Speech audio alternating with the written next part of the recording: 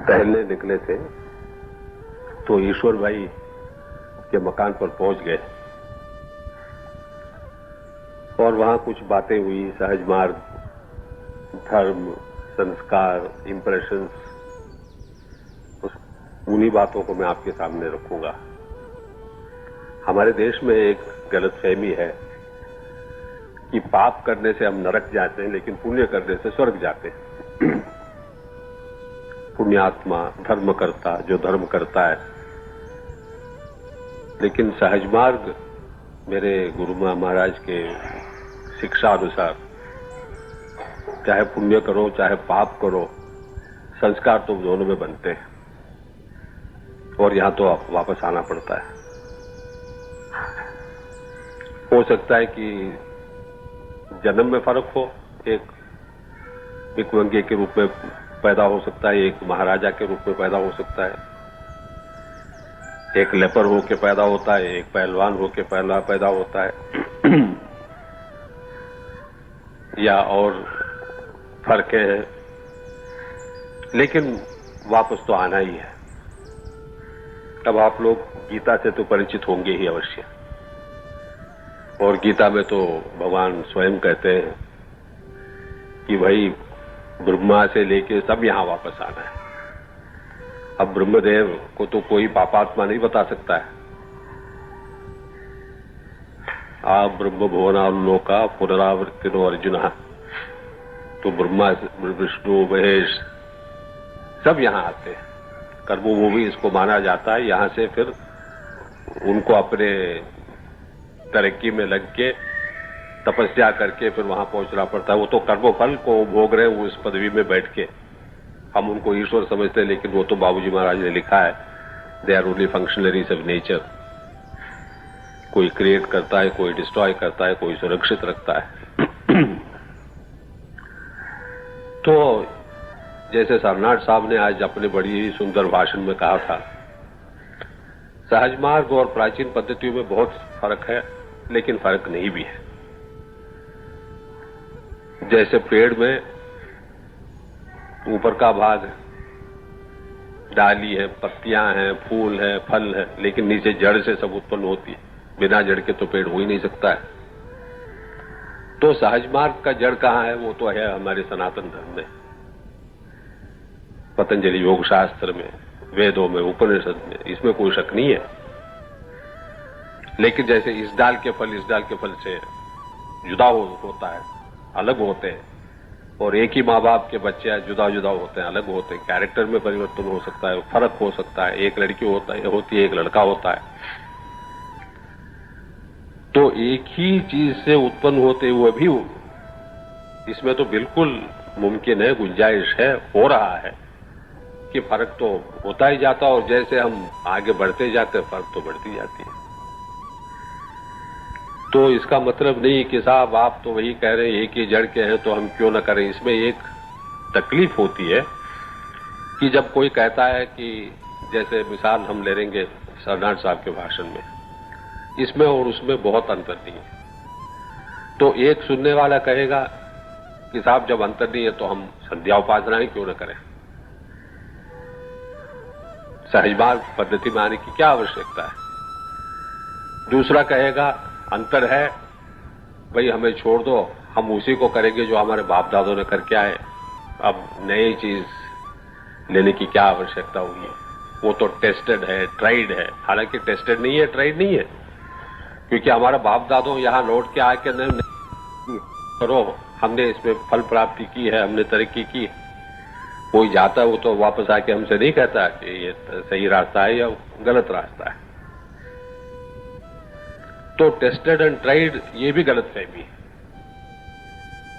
मेरे दादा ने किया और मेरे बाप ने किया, इसका मतलब नहीं कि वो सही रास्ता था या है।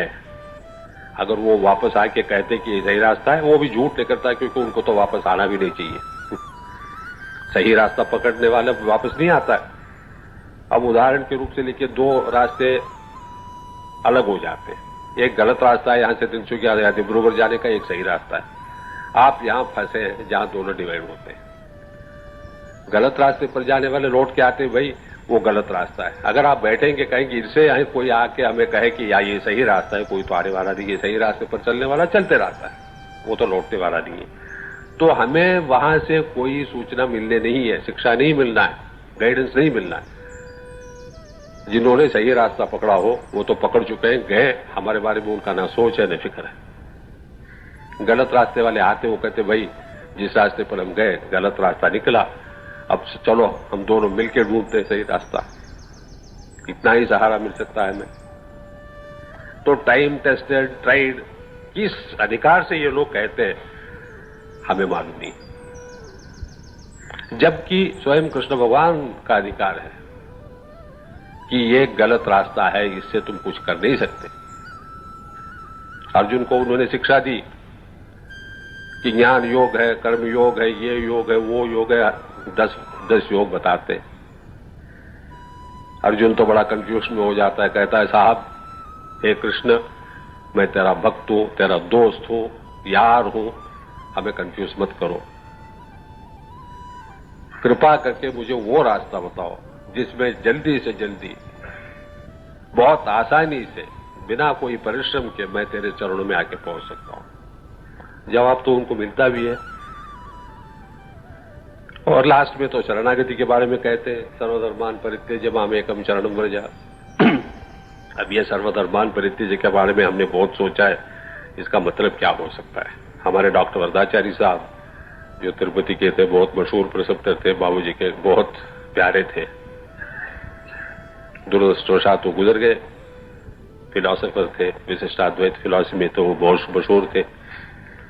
वो शायद हंसी में, शायद सीरियसली होके कहते थे कि शायद ये तो सर्व अधर्मान परित्यज्य होना चाहिए। लेकिन एक बार मैं मेडिटेशन में बैठा था, ध्यान में, तो एक ख्याल आया हमारे अंदर से, बाबूजी महाराज की कृपा से, मेरे गुरु महाराज की क्या रहम कहो, कृपा करो। वो एक कहानी, एक घटना है महाभारत युद्ध की, जबकि कर्ण करीब करीब मारा गया, रथ से उठा के फेंका गया, सब उसको बाण मार रहे हैं, लेकिन उसका जान निकल नहीं रहा। हर किस्म के अस्त्र प्रयोग की गई है, लेटा है, हाय हाय चीख कर रहा है, रो रहा है, लेकिन प्राण नहीं जा रहा उसका। अब उसको मरना तो आवश्यक। कृष्ण भगवान समझ बैठे, तो कृष्ण देखते मतलब क्या है। देखा तो उसके पास धर्म देवता खड़ी है। कृष्ण समझ गए, इन्होंने जितना धर्म किया वो अपनी जिंदगी में, जिसने जो मांगा उसने उठा के दे दिया कर्ण ने। वो तो मशहूर है। दान के बारे में आप नाम किसी का लेना चाहो तो कर्ण का नाम लेते हैं। जैसा रसोई का नड़पात प्रसिद्ध है, दान के लिए तो कर्ण प्रसिद्ध है। तो कृष्ण भगवान समझ गए कि भाई इसका जान निकल नहीं सकता है जब तक इसका धर्म भी हम न छीन लें।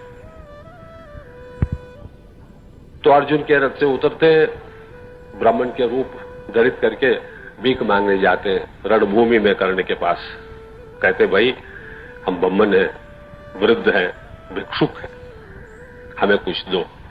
कर्ण कहता है साहब हमारे पास रखा क्या है कि हम दे, हम तो सब कुछ दे चुके हैं, अब कोई चीज नहीं है, हम तो शर्मिंदा हैं कि आप मांगने वाले हैं, हमारे पास कुछ भी नहीं है।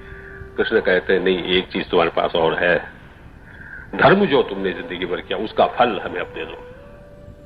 कर्ण कहता अच्छा ये है हमारे पास, लो तुम्हारा है। फिर उसका प्राण जाता है। अब लोग कृष्ण को इसमें गाली भी देते हैं, कहते हैं चोर है, साला है, सब कुछ है। कैसी गालियां नहीं दी कृष्ण को कि अंत तक उसको उसने कष्ट दिया, कर्ण से छीन लिया, लेकिन कृष्ण भगवान ने उस पर रहम किया। अब हम समझते, बहुत लोग ये नहीं जानते, शायद कोई नहीं जानता है कि उनकी रहम ऐसी थी, करुणा भाव से उन्होंने उसका धर्म छीन लिया ताकि उसको मोक्ष मिले, मुक्ति मिले। तो धर्म करने का फायदा क्या हुआ था कर्ण का? रह जाता वहीं रणभूमि में हाय हाय करते, उसके प्राण तक नहीं निकल पाता। तो वेद में लिखा है कि पुण्यम पापम विदूर्य, न पुण्य तुम्हारा काम देने वाला है, न पाप तुम्हारा काम देने वाला है। और पुण्य में फंसोगे, ब्राह्मण होके आ सकते हो, ऋषि मुनि आके बन के आ सकते हो, लेकिन मुक्ति तो तुम्हारे हिस्सा में नहीं है। पाप करोगे शायद जल्दी पहुंच सकते हो, क्योंकि आप देखेंगे जितने पापी थे एक क्षण में वो तो संत बन गए, और पुण्यात्मा तो यहां पुण्य करते करते करते युग युग पर्यंत वो तो पुण्य करता रहता है, बैठे रहता है यहां।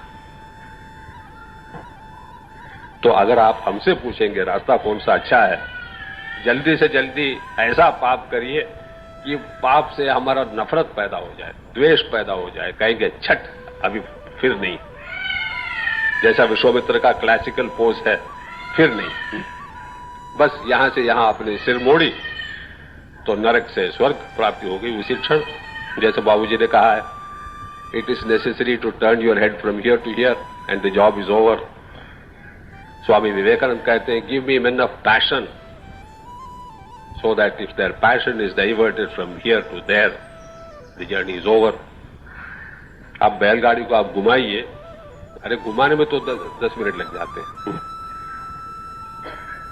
मोटर को घुमाइए तो जल्दी पहुंच पाएंगे, प्लेन को घुमाइए तो और भी जल्दी पहुंच पाएंगे। तेजी भी आवश्यक है, और हमारी तेजी क्या होती है? इंसान की तेजी, दिल, छाती। बाबूजी ने कहा है हमें शेर चाहिए, बकरी नहीं।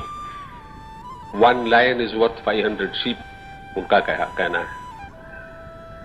खैर वो तो और बात है। तो ये धर्म में हम लोग फंस जाते हैं, खास करके हिंदू धर्म में। साहब वो तो धर्म करता है, रसीवासिया चौल्ट्री बनी हुई है, रसीवासिया मंदिर है, रसीवासिया अस्पताल है, रसीवासिया प्राइमरी स्कूल है। अब वो भला ध्यान में क्यों बैठे? करोड़पति है, करोड़ों रुपए उन्होंने दिए धर्म में। हम तो हंस के कहेंगे भाई कर्ण का चरित्र जरा पढ़ के देख लो, उसका क्या हुआ? तुम तो केवल करोड़ों रुपए दिए, जो शायद आपने ब्लैक मार्केटिंग करके, चोरी करके, डकैती करके, टैक्स बचा के आपने कमा के रखा है। और किसी दिन आपके दिल में धड़कन पैदा होता है कि हमने इतने बदतमीजी की, कमबख्ती की, चोरी की, डकैती की, लोगों को रोटी छीन छीन के हमने कमाई, तो आप उठा के फेंकते हो उसको धर्म के रूप में। वो धर्म भी नहीं है। धार्मिक कमाई आप धर्म में चलाओ, फिर भी उसका फायदा नहीं। अब अधर्मिक कमाई आप चलाएंगे, ईश्वर हंसेगा। क्या हमें धोखा देने चाहते हो बेटा? किसको आप धोखा दे रहे हैं? अपने को खुद नहीं दे सकते तो ईश्वर को क्या आप धोखा देंगे? ये रही धर्म की बात। तो इस धोखे में आप मत आइए कि भाई हम तो अच्छा ही करते हैं। भीख मंगे हमारे द्वार पर खड़ा हो गया, लोग तो 10 पैसे देते हैं, हम 10 रुपया देते हैं। मंदिर जाते हैं, वो लोग पेड़े चढ़ाते हैं किलो, हम 10 किलो चढ़ाते हैं। तिरुपति गए, लोग 10 रुपया हुंडी में डालते हैं, हम 10 लाख की चढ़ाई कर देते हैं। क्यों करते हैं? इनकम टैक्स रेट की गुंजाइश शायद है, नहीं तो कोई कमा के फेंकने के लिए नहीं कमाता है। तो इसमें धर्म भी नहीं है, अपने को धोखा दे रहे हैं, औरों को धोखा दे रहे हैं, ईश्वर को धोखा दे रहे हैं। अगर धार्मिक कमाई है, आपके पास पैसे इतने बच नहीं सकते कि आप अस्पताल बनाए, मंदिर बनाए, ये तो बिल्कुल नामुमकिन है। जो कमाता है, टैक्स भरता है और अपने परिवार को पालन पोषण करता है, उसको मालूम है सब होने के बाद अगर 10 पैसे उसके पास रुक जाए भविष्य लेके, वो तो अपने को खुशनसीब समझता है। तो धर्म करना बिल्कुल मुमकिन नहीं है, पॉसिबल नहीं है।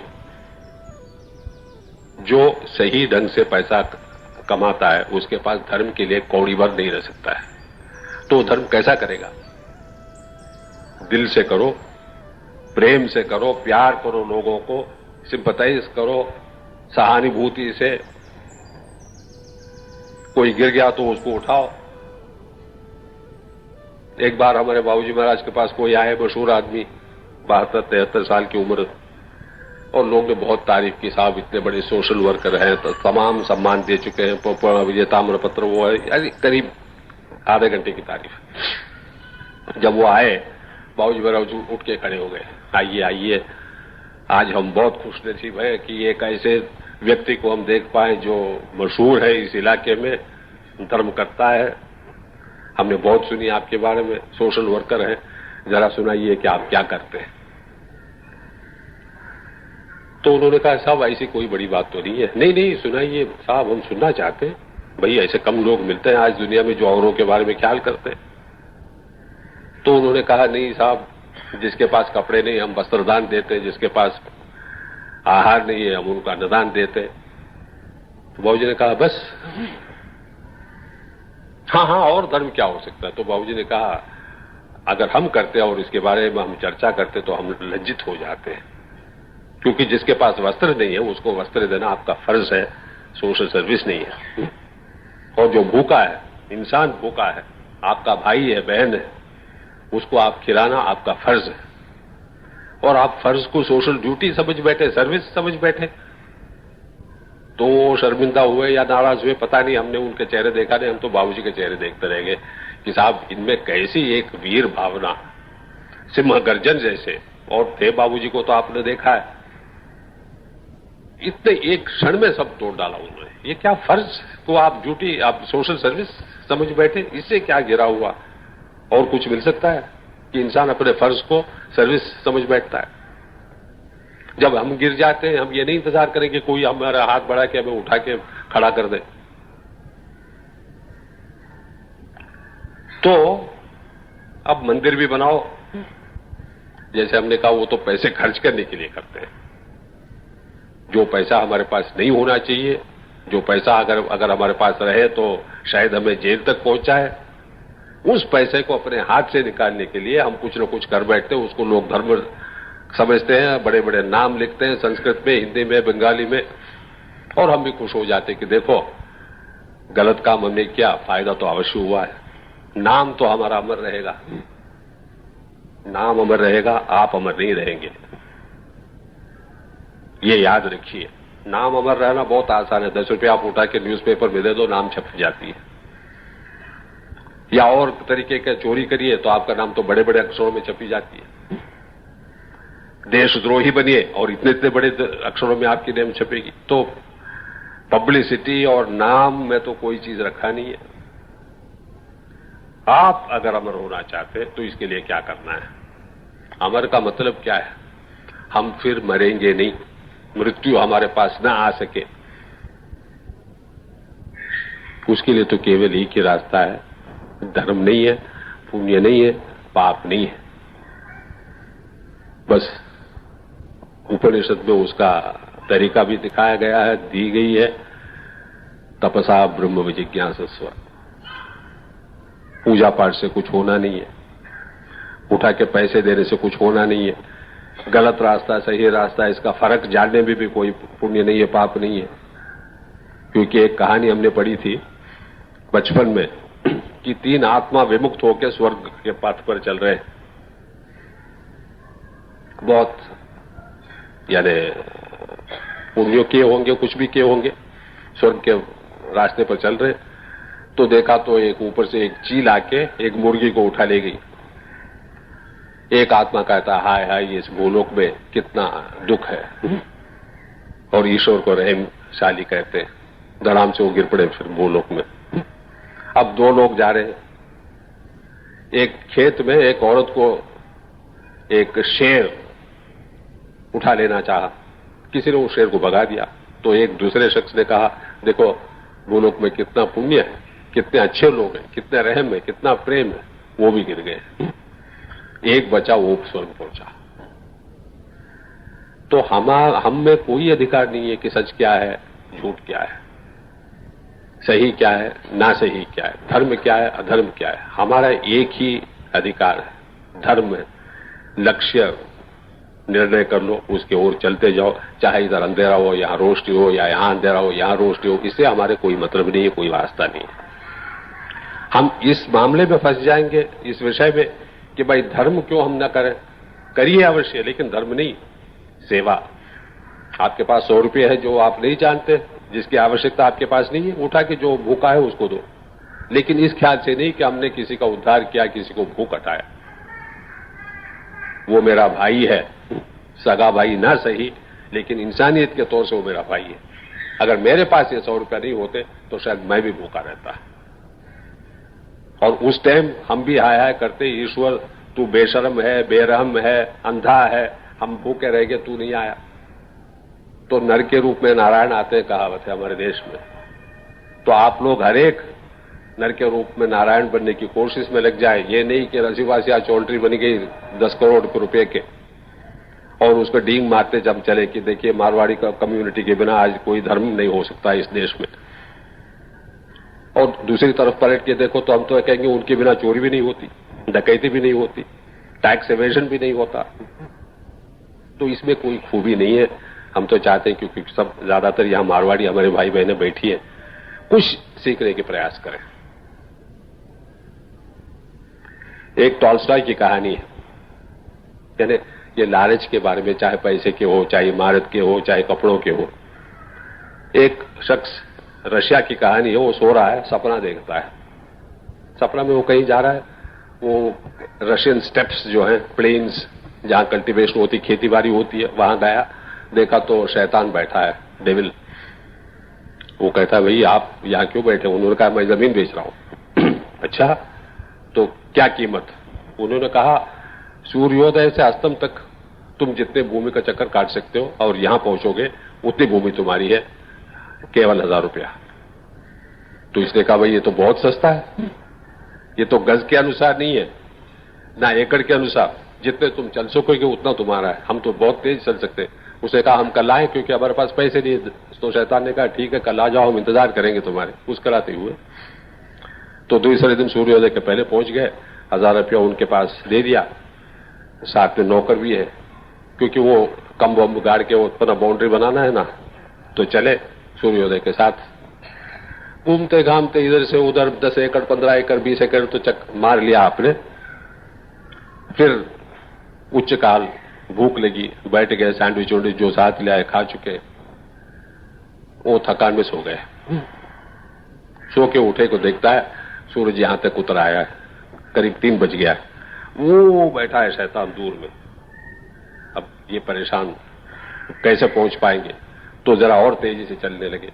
बीच में देखा तो और भी बेहतर जमीन, भाई हम इसको भी जरा से ले ले, वक्त तो काफी है, चलो इसको भी हम मोड़ लेते हैं। तो मोड़ के आया और फिर भागना पड़ा और तेजी से भागना पड़ा करके आया, गिरा और टोपी में हाथ लगाए, वही कंडीशन थी, मर गया।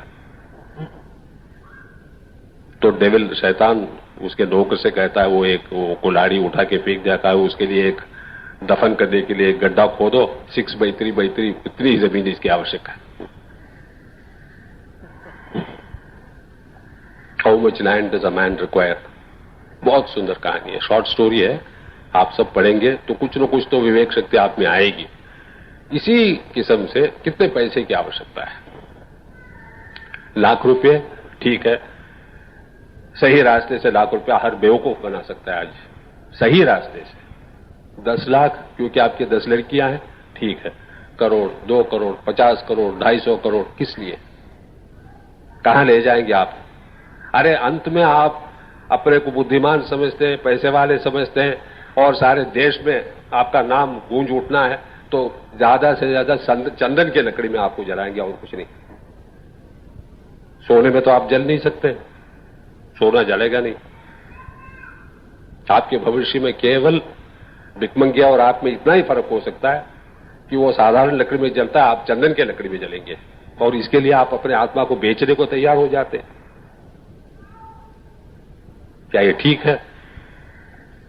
और उस अपने शर्म को बेचकर, अपने देश को बेचकर, अपने कौम को बेचकर, इज्जत को बेचकर जो पैसा आप ले जाते हो उसमें धर्म इमारत खड़ा कर दिया, इसमें आपका फायदा क्या हुआ? क्योंकि ये तो शर्म से बचने के लिए, जिस शर्म को आपने बेचा है उस शर्म से बचने के लिए अब आप करते हैं धर्म का। इसमें क्या फायदा हो सकता है? तो ये तो छोड़िए, ये तो पॉलिटिक्स में आ गए, हम इकोनॉमिक्स में आ गए, लेकिन आत्मा पर इसका असर जरूर पड़ता है और इतना ठोस पड़ता है कि ऐसे लोग शायद कभी ध्यान में बैठ भी नहीं पाते। क्यों?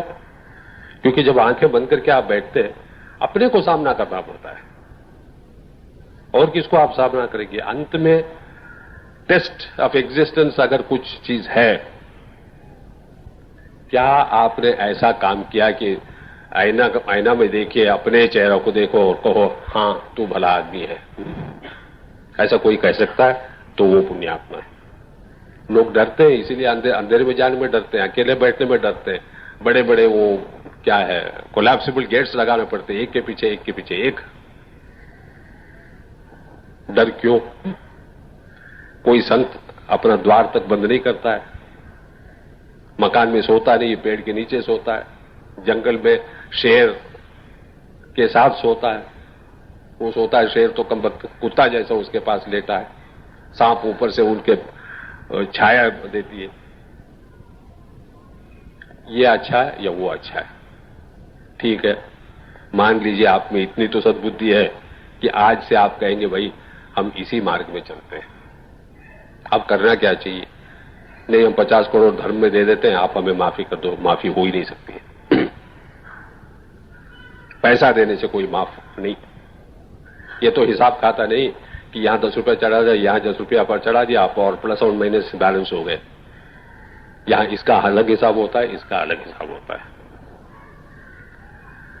तो सुधरने के लिए पहले तो अपने बर्ताव सुधरना पड़ता है। यम नियम जो कहा गया है अष्टांग योग में, ये इसी पर है कि चोरी मत करो, सत्यम, अस्तेयम, अपरिग्रहम, ये तो सब आप लोग जानते ही हैं, कोई नई बात नहीं है। उसका पालन पहले करिए। झूठ बोलना छोड़ना, किसी का माल लेना छोड़ना, किसी का जान लेना तो बिल्कुल वर्जित होना चाहिए। ये सब करने के बाद यम नियम, आसन प्राणायाम, खैर उसकी कोई इंपॉर्टेंस नहीं है। आसन तो केवल एक आसन है जिसमें आप आराम से बैठ सकते हैं ध्यान के वक्त तक। प्राणायाम अपने आप जम जाके जब आप ध्यान में बैठते हैं। फिर हम आए ध्यान पर। जब हम ध्यान में बैठते हैं सहज मार्ग पद्धति अनुसार, मेरे गुरु महाराज की शिक्षा अनुसार, बस लक्ष्य पर आप ध्यान करते हैं। एक ही हमारी, हम जिंदा होने का कारण क्या है, हम आए क्यों, जाना कहां हमें। पहले तो सब सोचते थे, हमें यकीन है आप लोग ने भी सोचा होगा, कब? 16 साल से 18 साल तक। बाद में बाप आता है, अरे बेवकूफ क्या बैठ के सोचते हो, नहीं पिता हमें कहां जाना है, पिताश्री, पिता कहां जाना है, पैसे बनाओ, हमें देखो, हमारा नाम कैसा, तुम भी वो नाम कमाना चाहते हो? नहीं, बेवकूफ नहीं, चलो दुकान संभालो। गया वो नरक में। बच्चे पलते हैं बाप मां से, और पापी या पुण्यात्मा वहीं से शुरू होता है, खानदान से। अच्छा लड़का भी पैदा होता है, कहता है नहीं नहीं पिताजी हम इंजीनियर बनेंगे। नौकरी करोगे तुम? देखो हमारे कितने नौकर हैं, 7,000 उसको देते हैं, 12,000 उसको देते हैं, सब बेवकूफ है, हमारे नौकर है। ठीक है, नौकरी की कमाई अच्छी होती है, चैन से तो सोते हैं वो लोग, आप चैन से नहीं सो पाते, 10-10 ताले लगने पड़ते हैं दरवाजे पर।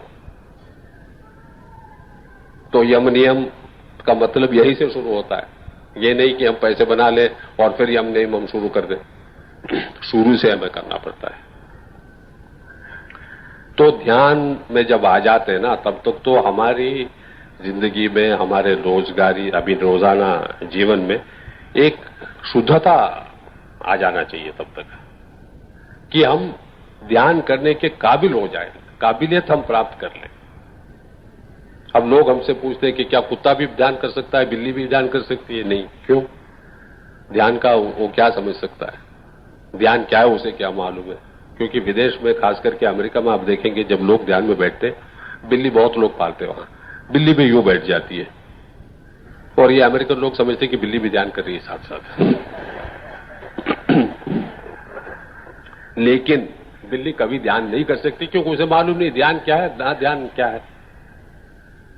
जैसे आज किसी ने कहा, मनुष्य जीवन में ही ये हो सकता है कि हम अपने भविष्य में अपने हाथ से, अपने दिल से, अपने मनोभक्ति, मनोभावना से, शक्ति से हम अपने भविष्य में परिवर्तन ला सकते हैं। जानवर, प्राणी, वनस्पति, इनमें वो शक्ति नहीं है, और बदनसीबी से हम केवल मुक्ति पाके रह जाएंगे। फिर आगे भी हमें और चलना है जब तक हमारा लय अवस्था नहीं हो जाता है। तो केवल ये एक छोटा सा लेवल है जिसको आप मनुष्य लोग कहते हैं, इंसान।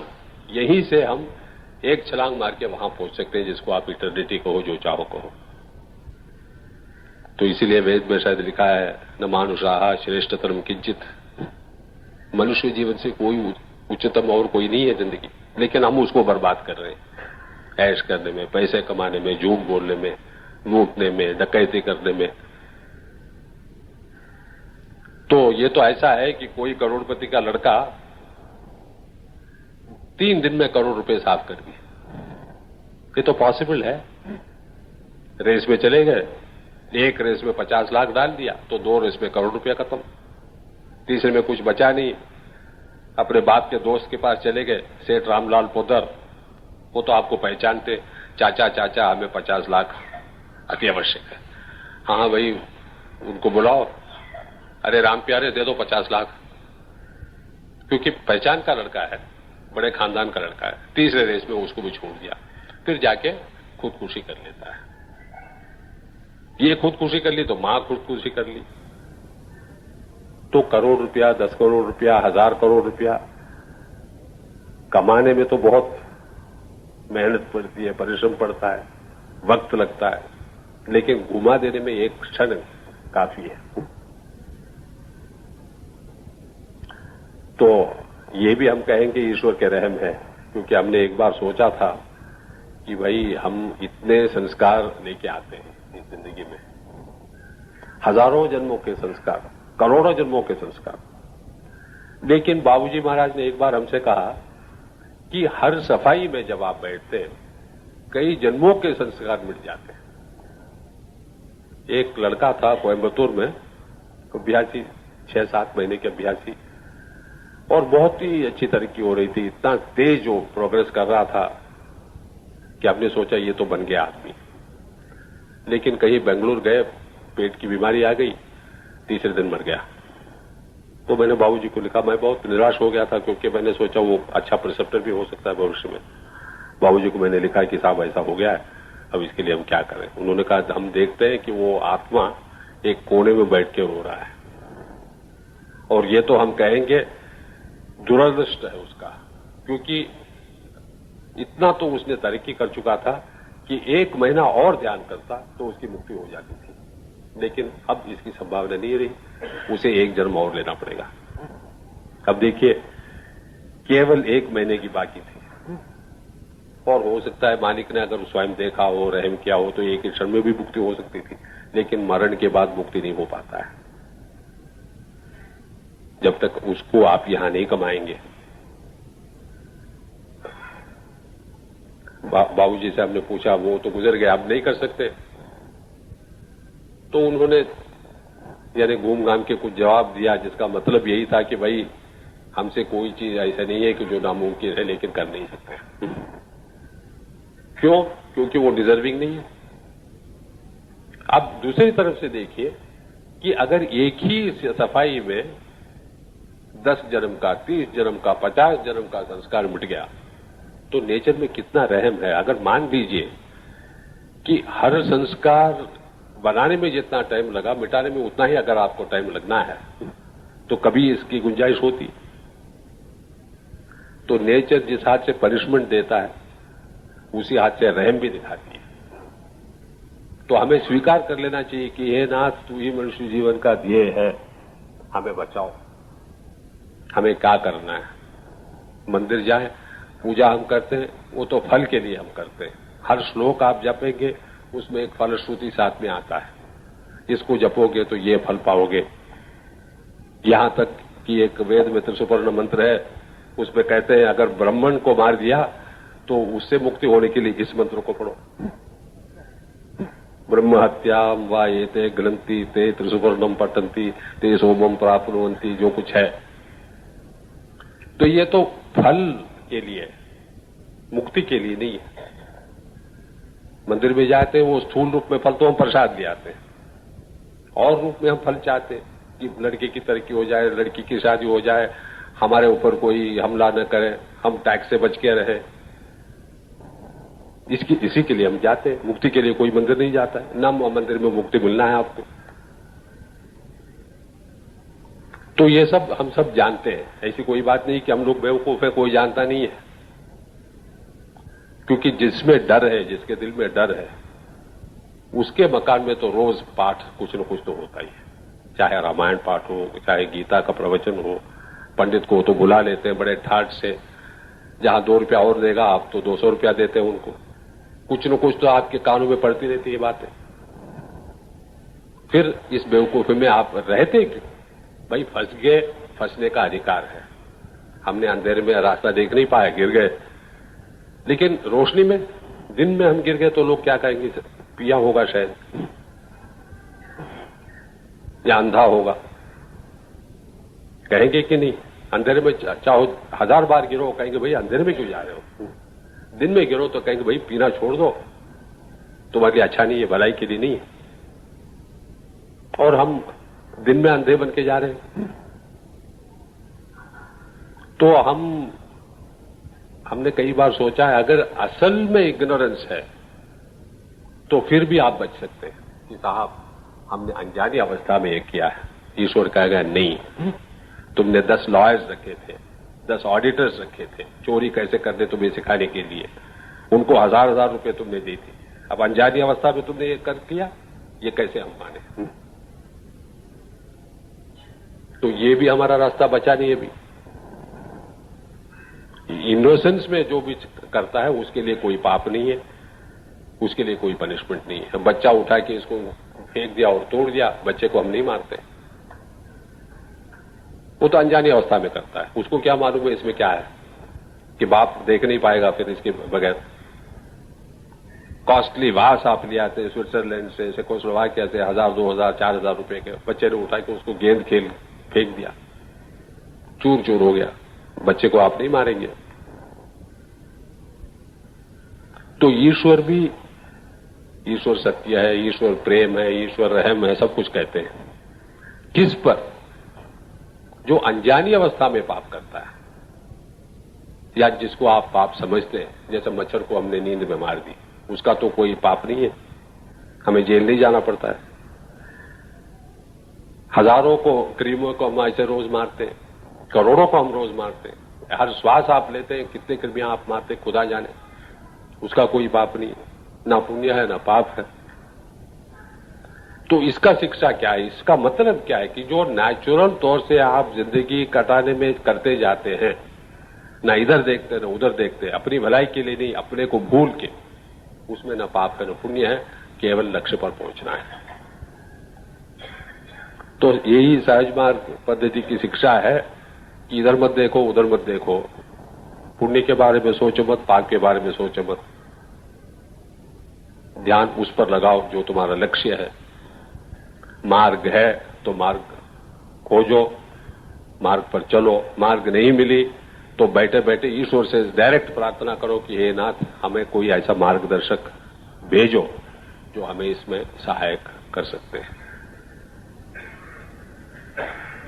तो हिंदू धर्म में तो सब कुछ है। जैसे आप सब्जी वाले के पास जाएंगे तो हर सब्जी वहां मौजूद है, आप जो चाहते हैं वो ले आते हैं। तो हिंदू धर्म में हर चीज है। जैसे सरनाथ साहब ने कहा, पुरुषार्थ, धर्म, अर्थ, काम, मोक्ष। धर्म जो चाहता है धर्म करता है, काम जो कर चाहता है काम रूप में चले जाता है। अर्थ तो आप लोग जानते ही हैं, अर्थ क्या है? पैसे, धन, और मोक्ष के लिए वो जाते हैं। हिंदू धर्म में, सनातन धर्म में सबके लिए रास्ता बताए गए।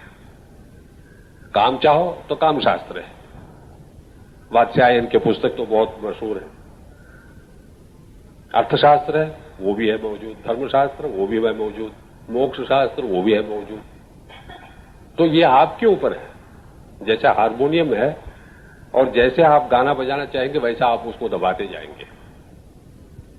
नहीं तो पीलू के लिए एक हारमोनियम, काम्बोज के लिए एक और काफी के लिए एक, 3 तो आप नहीं इंस्ट्रूमेंट रख सकते, एक ही में सब है। जो आप चाहेंगे वैसे पसंद करेंगे वैसे बजाइए। जिंदगी भी वैसा एक इंस्ट्रूमेंट है। धर्म चाहो तो धर्म की तरफ चाहो। अब आप सोचिए, धर्म से मोक्ष प्राप्ति ना होगी, इसका अधिकार इसी में है कि धर्म और मोक्ष अलग अलग पुरुषार्थ है। एक ही होता तो 3 पुरुषार्थ रह जाते हैं। अर्थ हम कमा के उसको दान करके हम अगर मोक्ष प्राप्त करते तो अर्थ की आवश्यकता नहीं होती। अगर प्यार से, प्रेम से यानी लौकिक रीति से हम पा सकते तो काम एक पुरुषार्थ नहीं होता। तो धर्म, अर्थ, काम, मोक्ष तो जुदा जुदा पुरुषार्थ है। या तो ये लो या तो वो लो, सब किसी को नहीं मिल सकता है। तो बड़े लोग तो ये कहते हैं भाई ये 4 तुम्हारे सामने हैं, अक्लमंद हो, अच्छे खानदान के हो, पढ़े लिखे हो, मोक्ष के मार्ग में चलो, सब बच सकते हो। पैसे की कमी शायद हो सकती है लेकिन इतनी कमी नहीं होगी तुम भूखे रहोगे। वो लोग सिंहासन पर बैठते हैं, तुम कुर्सी पर बैठो। वो लोग बादाम खाते, तुम बस ये चना खाओ, तंदुरुस्ती तुम्हारी ज्यादा होगी, अच्छी होगी। वो तो डॉक्टर के पास रोज जाते हैं, तुम्हें कभी डॉक्टर के पास नहीं जाना पड़ेगा। वो डल्लो पिल्लों में सोते, तुम कंबल पर सो जाओ। वो एयर कंडीशन में सोते, तुम खुले जगह सो जाओ। फर्क क्या पड़ता है? तो धर्म, अर्थ, काम, मोक्ष हम एक चक्कर काट के आ गए। अब इसमें कौन सा आप पसंद करेंगे ये आप पर निर्भर है। हर एक अपनी इच्छा के अनुसार हिंदू धर्म, सनातन धर्म, ऋषि मुनि, ईश्वर तक आपको कंपेल नहीं कर सकता है कि तुम इसे चुनो। ये आपके कर्म अनुसार, संस्कार अनुसार आप करेंगे। लेकिन याद रखिए एक ही चीज कि हम तो पैदा होते हैं बेवकूफ। लेकिन एक मौका हर इंसान की जिंदगी में आती है जब वो अपनी जिंदगी में परिवर्तन ला सकता है। वो मौका छूट गई तो हम रह गए। तो अगर आप मौके को पहचान कर उसका फायदा उठा लिया और गुरु के चरणों में जाके पड़ गए तो आपका काम बन गया। फिर आपको एक उंगली तक उठाने नहीं पड़ती है। नहीं तो ईश्वर जाने, ईश्वर कृपाशाली अवश्य है, लेकिन एक कहानी उसके लिए भी है। जैसे सरनाथ साहब ने कहा, शिव भगवान और पार्वती आकाश मार्ग में जा रहे हैं। एक वृद्ध ब्राह्मण, बहुत भक्त, शिव भक्त, महीनों से भूखा, प्यासा, पानी तक पीने के लिए नहीं। एक फटी फूटी पुरानी धोती पहन के जा रहा है और पार्वती देखती हो, शिव से कहती है तुम्हें शर्म नहीं आते? तुम्हारा भक्त देखो कैसा टटोल रहा है। तो शिव भगवान कहते हैं प्यारे हम कुछ नहीं कर सकते उसके लिए। तो पार्वती कहती तू कुछ नहीं कर सकता है? तुम्हें परमेश्वर कहते हैं, महेश्वर कहते हैं, सब कुछ कहते हैं। अगर तुम नहीं करोगे तो और कौन करेगा? कुछ करो उसके लिए। औरतें तो जिद्दी होती हैं। तो शिव भगवान मुस्कुराते हो, कहते मानो हम कुछ नहीं कर सकते। नहीं नहीं हम देखेंगे कैसे नहीं करेंगे, करिए कुछ। तो उन्होंने अपने मानसिक शक्ति से इतनी बड़ी गठरी, सब उसमें जेवर, मोती, हीरे भर के हम घर जाएंगे और वो चुड़ैल जो हमारी बीवी है कुछ पकाई नहीं होगी। वो कहेगी, हम जाके कहेंगे भूख लगी, वो कहेंगे भूख लगने से क्या फायदा, कब तुमने 2 कौड़ी ले आई हमारे लिए, क्या पकाए तुम्हारे लिए, तुमको काट के हम पका दे। हम लात मारेंगे उसको, और मारा लात उसी गटरी पर जाके लगा तो उसको पत्थर समझ के उसको उठा के फेंक दिया। कहता ये ईश्वर इतना भी रहम नहीं है, हमारे रास्ते से पत्थर क्यों नहीं हटाते। तो फिर पार्वती समझ जाती है कि जो हमारा कर्म संस्कार बन चुका है, ईश्वर भी हमें इससे मुक्त नहीं कर सकता है। अब लोग कहते हैं गुरु की महत्व क्या है, गुरु का महत्व क्या है, महिमा क्या है। वही शक्ति गुरु के रूप में आके सब कुछ कर सकती है जो गुरु उस स्थान से ईश्वर कुछ खुद नहीं कर सकता है। इसीलिए गुरु ब्रह्मा, गुरु विष्णु, गुरुदेवो महेश्वर, गुरु साक्षात परम ब्रह्मम तस्मै श्री गुरुवे नमः कहते हैं। गुरु ईश्वर अवश्य है, लेकिन जब मनुष्य रूप में उतर आता है, दिमाग लेके आता है, दिल लेके आता है, जो दोनों चीज वहां मौजूद नहीं है, वह तो रूल ऑफ लॉ है। उन्होंने कानून बना दिए, कानून के अनुसार होगा। जज साहब आके बैठे, आपको या तो यहां भेजा या यहां भेजा। जज के हाथ में कुछ नहीं, वो तो रहम नहीं दिखा सकते, वो तो कानून के अनुसार चल सकता है। तो गुरु को इसीलिए ढूंढते हैं। ईश्वर पूजने से कोई फायदा नहीं है, आप माफ करें, जो चाहो आप कह सकते हैं, लेकिन इसके विरुद्ध आप कुछ अधिकार नहीं प्राप्त कर सकते। तो अगर मुक्ति पाना है, इस जिंदगी से छुटकारा पाना है, इस कदर इस ढंग से कि हमें यहां पुनः नहीं आना है, तो गुरु ही कर सकता है, दूसरा कोई नहीं है। तो बस टाइम तो हो गया है, बकवास तो बहुत कर सकते हैं, लेकिन जो छोटी मोटी बातें आपके सामने हमने रख दिया है, अब आप जैसे उचित समझेंगे वैसे करेंगे। हम तो अपने मालिक से प्रार्थना करेंगे कि सबको सद्बुद्धि दो, अपने चरणों में ले लो। धन्यवाद।